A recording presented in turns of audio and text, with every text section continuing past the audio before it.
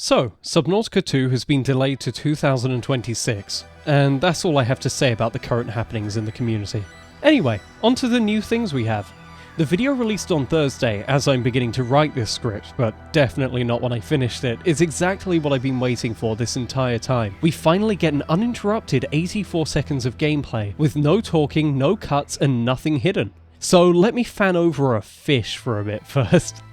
From first sight, I knew that fish was going to be my favourite. It's my new hoverfish and I adore its designs and animations. I'm sure I'll go on a hunt whilst editing this, but it actually reminded me of some early submarine concept pieces for the first game with the little spherical head, and I find it really cute. So with that established, I'm sure you can imagine my excitement when it not only appeared in the trailer, but was also revealed to actually be two little guys? It's a 2-for-1 deal on my favourite fish. And although a name hasn't been announced, the community seems to be leaning towards nicknaming it the Stereofish, but I'm very excited to see what it's actually called. Anyway, I think I'll break this video up by category rather than doing it second by second as I usually do. Everything will actually be timestamped this time for your convenience. It'll be overall impressions, tools, vehicles, habitats, creatures, environments, and then my closing thoughts. The timestamps are on screen, or you can use the chapter feature built into YouTube. So, first impressions. Wow, that was definitely something. And you should certainly watch the trailer for yourself with headphones or a proper sound system set up if you haven't already. Visually, the game is stunning. Orally, it's a treat, and it's exactly what I was hoping for from a Subnautica game. It's brand new, familiar, but completely different at the same time. Considering I've stuck with Subnautica for over a decade now, I could easily see this becoming my new baby for so much longer. Especially seeing as I won't only be limited to playing on my friend's old PC that can barely hit 15 FPS or a borrowed MacBook Air. With that being said, I recorded my live reaction to the gameplay trailer and have managed to consolidate it into a short chunk of this script. I felt it was important to include simply because they were my immediate raw thoughts. It's cool to reflect on what stood out to me in the moment. I love that new Altera introduction, although I'm sad to have to say goodbye to the old one. The whole trailer seems to be packed and fast-paced, and it feels like a breath of new life in the franchise. Everything looks insane, and it all feels wild in the best way. Immediately I noticed the lower view distance, but honestly, I don't actually mind it that much as it fits the atmosphere really well and feels a lot closer to what I'd expect from being on an ocean planet when compared to the original games. The animations are also clean and smooth, and the whole thing is hit like a bus with saying that this is the next-gen Subnautica. And I'm impressed that it somehow hasn't lost any of the feel of the original, at least from this trailer. For the bases, it's actually kind of crazy how modular everything is. When I first heard about this new system, I sure as heck wasn't expecting that, but I'm going to cover that more thoroughly later on. I think one of the best things about this is that everything's continuous. It's basically all filmed in one world, so you can see how everything progresses, and it's one of the first times we've actually had uncut stretches of gameplay like this. As for the environments, I feel like they're avoiding showing us anything new, as these all look like the same safe shallows and safe shallows transition areas we've already been shown, but I really appreciate being able to see them outside of their individual developer environments that may not even make it into the final product. And that massive creature at the end, I'm guessing it's a leviathan. I can't wait to learn more about it. I'm not sure how much credibility the leaks have, and I usually try to avoid acknowledging anything like that, but I'm curious to know if this is the collector that I've seen referred to.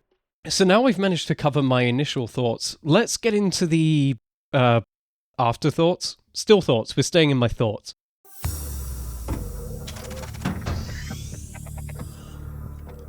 In this gameplay trailer, we got to see some form of sci-fi hatchet, the scanner, some form of energy pulse multi-tool, the builder, or the habitat builder, a torch, what I assume is the rebreather, the wake makers, and flares. Of those, the ones you'll be familiar with are the flare, scanner, and builder, but even they seem to have had some decent functionality changes, with the flare as an exception. For those of you that don't know, the thing we see being fabricated in the new Fabricator is a pair of wake makers, which are this game's future answer to the Sea Glide. We finally get to see them in use along with their fancy animations, but unfortunately we don't get to see any unique mechanics or use with them. It is nice that you can see the battery indicator on the side though. The reason I'm mentioning unique functionality is because of the original Subnautica. In early versions there was a thing called the power glide. It went at the standard sea glide speed, but upon right-clicking, it boosts your speed by around 15 meters per second at the cost of draining a lot more power. The standard variant also had a holographic map of the surrounding environment, which is noticeably missing here. While the new scanner does have a form of scanner, it doesn't show anything about the environment itself. As a quick aside on the scanner, I also feel it pertinent to mention here that I'm not actually sure if it is a bioscanner as many people suspect, as the dots don't seem to line up with what we actually see on screen, unless I'm being stupid. So it may be for materials or something else entirely, perhaps the new DNA system. I'm equally as happy to be wrong about this anyway. Also, if we want to go full tinfoil hat with it, maybe the scanner has an alternate DNA scanning mode. The green hue from the earlier promotional images could suggest it's based on precursor gene splicing tech, or, you know, it might have just been a placeholder. But still an interesting thought. One of the biggest things I appreciate about the Wakemakers is that there's so much greater visibility when using them compared to the gigantic sea glide from the first two games. I think that's a trend we'll notice with everything though, as this game is noticeably far in the future. I'll mention the hatchet just so I can say that I didn't miss it, but we honestly get shown nothing here. It breaks some quartz, folds up, and we don't even get to see how the inventory system works. I think we can see a few pieces of quartz that can be picked up flying away, at least based on how they're lit, but I could also be going crazy. I've been staring at these frames for way too long now. This pulse tool is interesting though. We've been told that there'll be no explicit weapons in Subnautica 2 and that things like leviathans will be unkillable, and also that there'll be deterrents of some kind, but I honestly wasn't expecting something like this. It was described as quite a cliché tool, but I can't remember any other media where I've seen something like this. I'm not sure what we're seeing harvested here, but I'm wondering if what we see on the display will be some kind of timed event, where what you get will depend on how close you get to the mark at the top. In all likelihood though, it's just a part of the firing animation. What I will say is that I'm glad to see the return of the iconic batteries, and oh boy do those player hands continue to look great. I also quite like the stun mechanic it seems to have, and it's neat to have the multi-purpose tool like that isn't explicitly about causing harm to other living creatures. I assume the effect is a placeholder, as it kind of looks like the stasis rifle ball from the first game, and fades out weirdly. But even if it isn't, that's what the point of early access is for, so we can give feedback on things like this.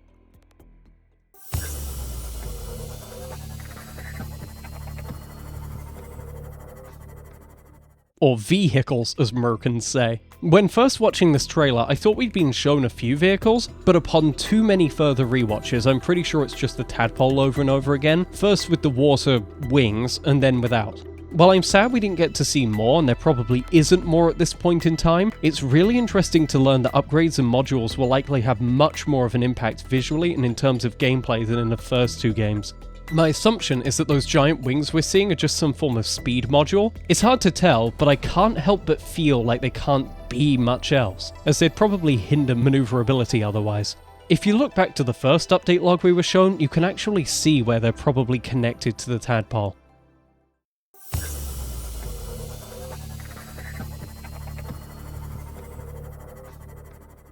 Now this is a fun one. The gameplay trailer is chock full of things that we aren't really given much information about, so let's go through them in trailer order this time.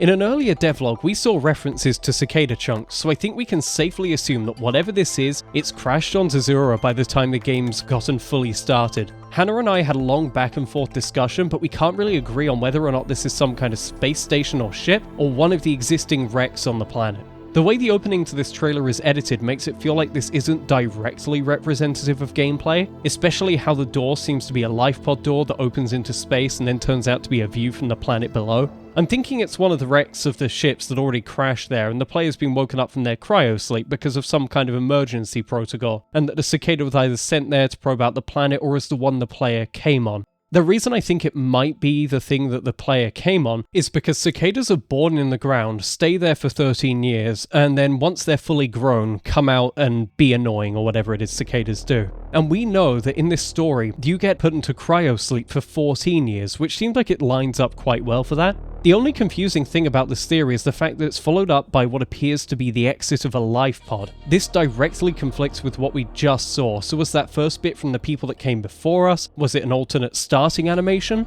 Unfortunately, we'll have no way of knowing until we get more information or the game comes out. There's also a pretty strong chance that both could be worked into a single introduction, like with the opening of Below Zero. Here we get to see the tadpole docked into a moon pool, presumably in its off state, and wow, this is awesome. I hope it's not limited to power states or dev-made structures, but are those red lights? And how the flip is the moon pool being used properly if it's broken? Regardless, the lockers from the original game are back, and we'll see more of those later. And I'm so glad to see what I presume is the vehicle upgrade station shrunk down.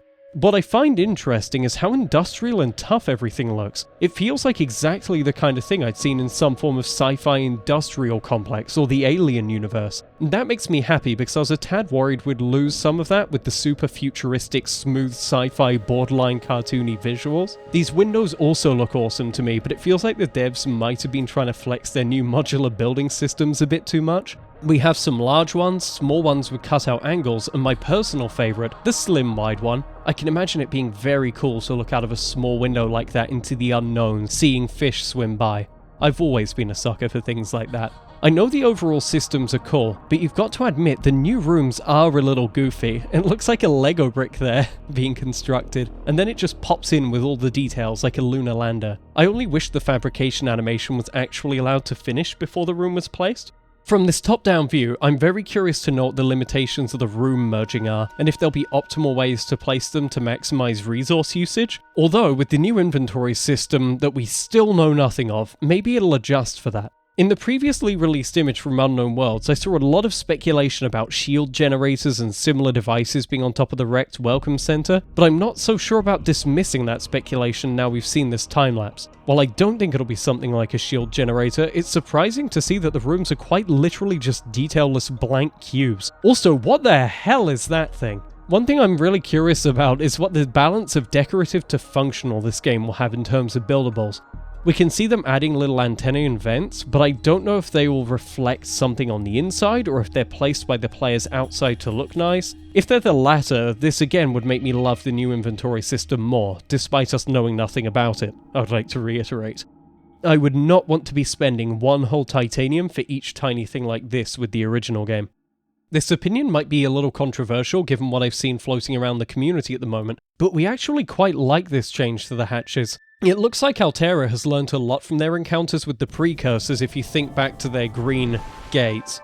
But they do seem weird, and even I had a visceral reaction to them at first, but they make so much more sense for gameplay, even if they sound odd conceptually. First off, it'll address the long-time issues people have had with the idea that opening up a hatch like that underwater would be incredibly hard, and that's ignoring the potential for flooding. Secondly, can you imagine what that would be like in multiplayer? In the original game, it'd sometimes skip the animations based on context, yes, but that's rather jarring. I can imagine it'd be a pain to try and figure out a solution for multiple people entering and exiting a base at the same time. So this is the best of both worlds without losing the visuals of the original. Also, can I say that that scale is unbelievable? Without the person there, I never would have imagined a person would even be able to fit through that. And that's an issue every Subnautica game has had. Ignoring the stuff with the player camera being funky, the devs were right. Having other people in the world really does add perspective to things.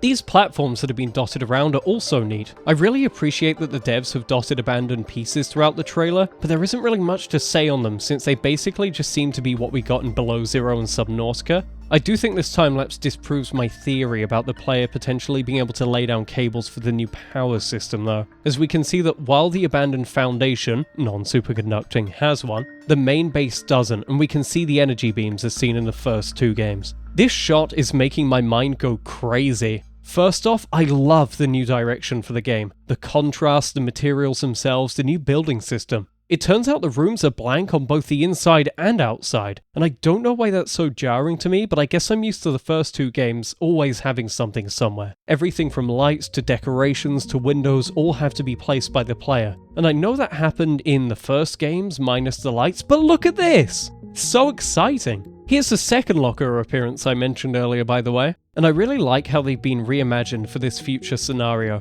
I also think the posters are integrated far better into the environment. In the first two games, they felt like an afterthought and always seemed to be a bit odd and unfinished looking, but this is great, and I love how cohesive everything looks despite it all having to be placed by hand. It's funny how much this feels like what the devs originally wanted Subnautica to be, or would have been had the technology been there. I'm scared of sounding too much like a broken record, but that fabricator really looks embedded into the environment, same as everything else. And those shelves, I think we can safely say goodbye to all the floating modules we had to put up with in the past. No more placing a locker to find it a meter off the wall, or never quite being able to get the fabricator to sit flush without risk of clipping.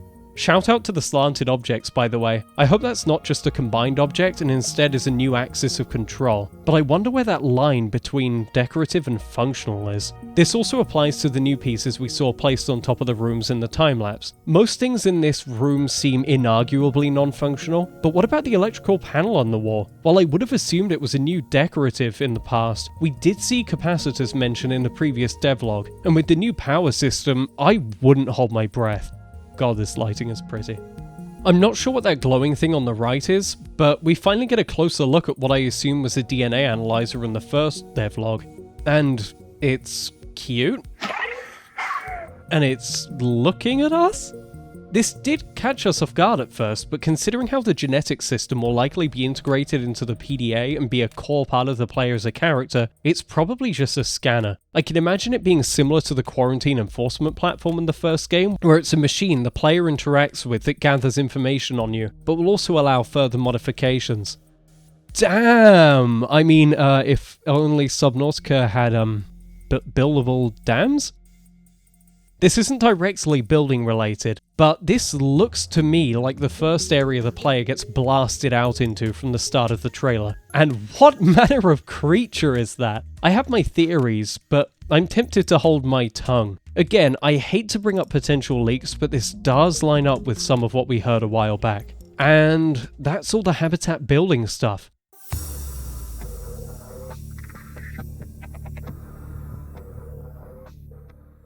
Le fishy. More fishy. All of the fishy. I had my little gush about the cute one earlier already, but we don't seem to get a view of the birthday guy again. Well, at least not clearly. Anyway, let's do what I did with the habitats again and work through everything interesting we see in the trailer order. What on Zazura is that Morrowind looking thing? Is it just hovering? Does it fly? It's barely in the water and it's so alien. I'm glad Unknown Worlds aren't shying away from the creatures that are basically unimaginable on Earth. Or are they? When Hannah saw this creature, she had a fair bit to say. The Zazurian Manowar, her name, reminds me of the Portuguese Manowar. That's an organism made up of zooids, which are small single-purpose creatures working together. This guy could be something similar, and honestly that'd be super interesting to see. It would also fit perfectly with Alex Ree's love of speculative and alternative biology. Featuring zooids would be a fresh concept for Subnautica, especially as we haven't really seen creatures like that in the first game or below zero. The only one that might come close is the Vent Garden, but nothing like this has shown up in Subnautica 2 yet. The Stereofish, to be clear, is a symbiote, which is different. Symbiotes are individual organisms in a mutual relationship, whereas colonial animals like zooids function as a single unit. Hello, sorry, editing me here. So, there's a few things I forgot to add. So first off, Hannah had more theories that the floating guy is probably a filter feeder that filters phytoplankton from the water's surface.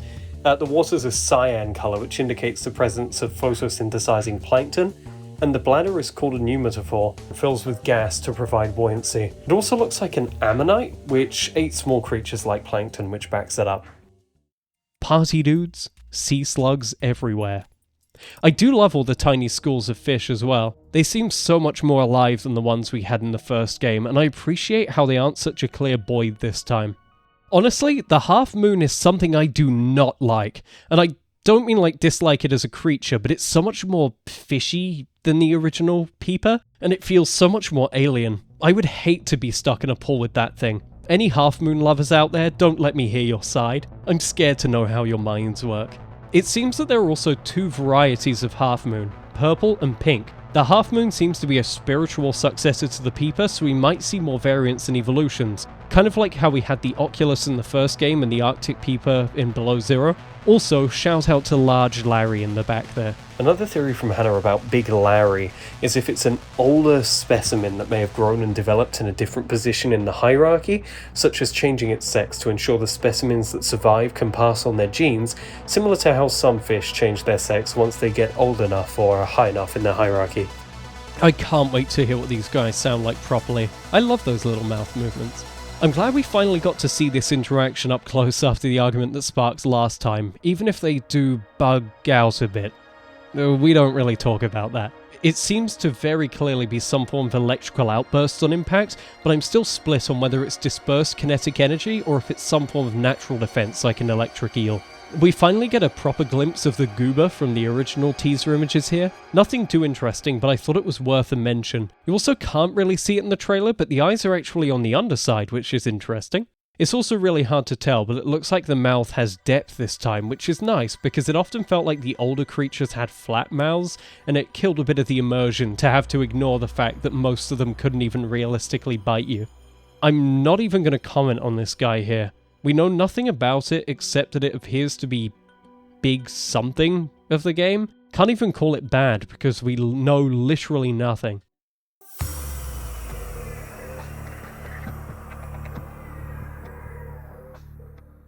Wow. Stunning. Are you single? All things I'd say about the environments in this beautiful looking game. It's like the concept art from the first games has come to life. The painterly look is awesome and everything is so clean, but in a dirty way? Also, is that two suns? I wish I had more to say on the world, but a lot of what we've seen is stuff we've already been shown, and you really just need to watch the trailer and devlogs for yourself. They're cool, end of story. Speaking of stories though, I wanted to quickly acknowledge some interesting coincidences to say the least. The planet could potentially be named after the mythical hidden city Zazura. People aren't sure if it really existed, and it's often talked about some kind of secret paradise. Interestingly, there are ruins and references to an ancient city called Axum, part of the Kingdom of Axum, which was considered highly advanced for its time in the 1st century, but was eventually destroyed. And if we really want to stretch here, maybe whoever lived on this planet with distant relatives or even offshoots of the precursors? We know they grew from seeds, and in real life, blight causes rapid and total necrosis in plants, so maybe something similar happened here in the now confirmed to be real slides. In the now confirmed to be real slides, they referenced an ecosystem restoration system in relation to the blight, so this might not actually be too far-fetched. Altogether, it paints a picture of an ancient and advanced civilization once thriving on a planet now seen as the last hope for humanity, completely wiped out by a sudden, uncontrollable disease. Sound familiar?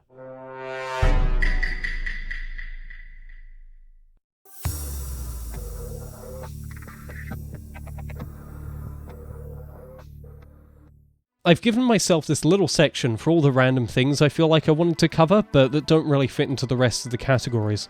First off, those buttons and the AI. I love the new voice actor, and it's really interesting to see the game move away from the free text-to-speeches, even if the new person does, intentionally, sound almost identical to the one from the original, but with more emotion. It definitely helps with the future feel to have more naturalistic AI systems, but I also wonder if it's partly because it's easier and more flexible to direct to human. You will sleep through 14 years of flight to your new home on Zazura. Anyway, the projector with the button reminds me of the holographic info pad from the games we've seen in the past, like Doom Eternal. While this may be exclusive to the trailer or some kind of opening sequence, I'm really hoping this will be a new form of datapad.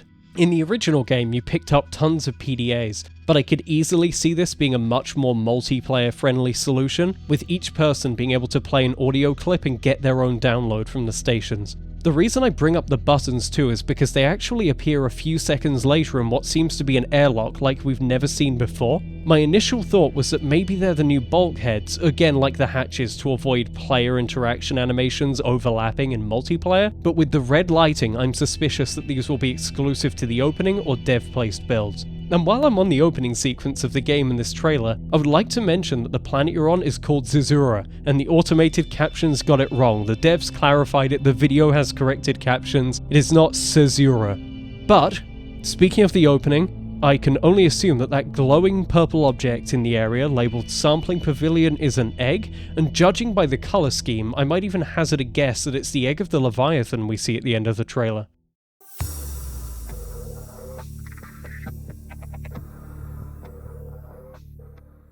And that's all the stuff I wanted to cover, really. I will say that after hours upon hours of going through this video slowed down frame by frame, forwards, backwards and more, it looks wrong to me. It's like it's hardly real, everything looks sped up and I'm so disoriented.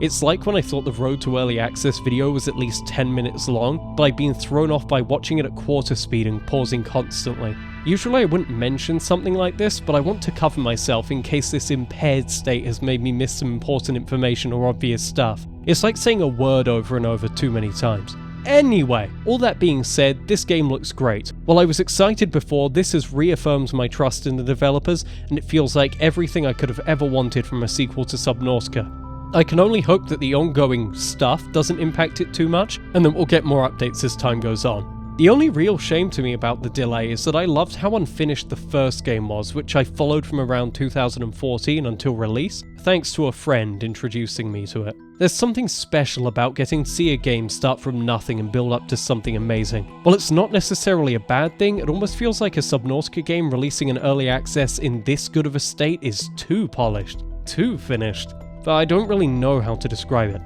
But anyway guys, thanks for listening to my ramblings and I hope you enjoyed. I would also like to give a shout out to the concept of women, as my previous Subnautica video bumped my gender stats from 0% female up to 2.4%.